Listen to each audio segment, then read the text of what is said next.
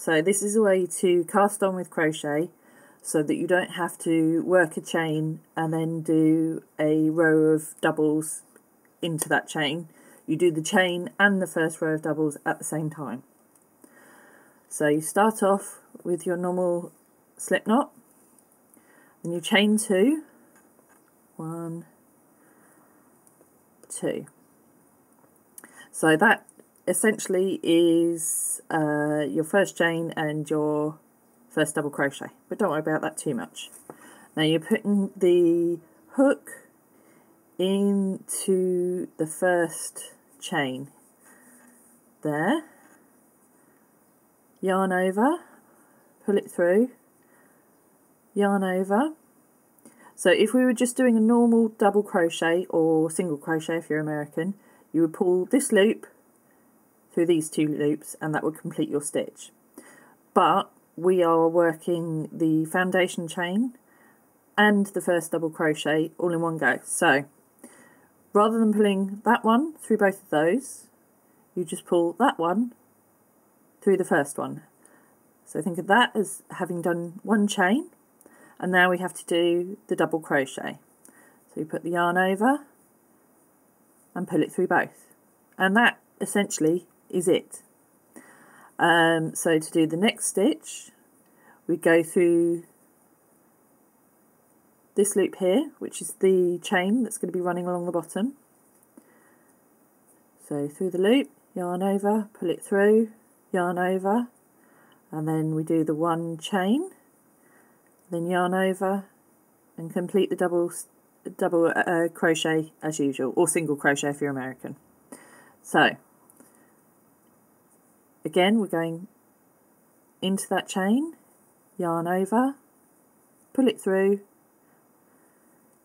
yarn over, that's the chain, yarn over, that's the double crochet.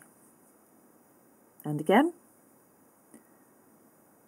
through the loop, yarn over, pull it through, yarn over, that's the chain, yarn over, that's the double crochet.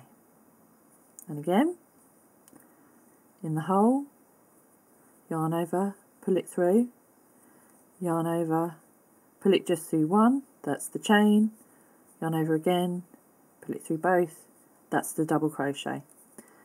And yeah, it's quite helpful to say it out loud, then you know where you are with your yarn overs and all the rest of it. Ooh. Of course now I'm trying to do it for a camera, I can't do it, but never mind. And it just saves a lot of time, and these are a lot easier to count when you go back and count them than trying to go back and count a chain and then count how many stitches you've done in and then find that you've made your chain too long or too short or whatever. And then you're left with this, which looks very much like just a chain with the row of double crochet in it, which essentially is what it is.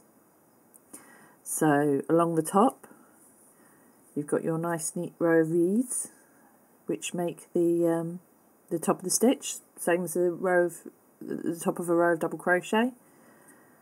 And at the bottom you've got your single loops, which would be just the same as if you'd done a chain, really. Well, depending on how you worked into the chain, but you get the idea. So really that's it. That's like having done a chain and worked the double crochet in, but of course you end up with your tail at the opposite end because you've done it all in one go. You haven't done a chain and then gone back the other way with a double crochet. So you might want to bear that in mind when you come back to count rows or anything like that. And yeah, so if you wanted to work another row of double crochet, you just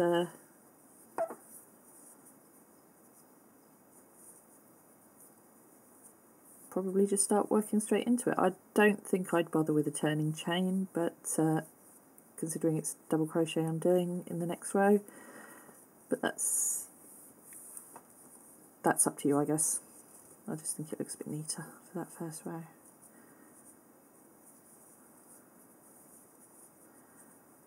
And of course you can use this method, and then when you do your second row,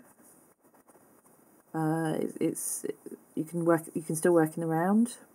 You might be left with a little bit of a gap, so if you leave a long tail, then you can sew up any little gap. But that's just 2 rows of, well, 1 row on top of the foundation row, so 2 rows of double crochet if you like. Okay, I hope that made sense. This is my first video, so yeah, I'm hoping I haven't babbled too much. Thank you.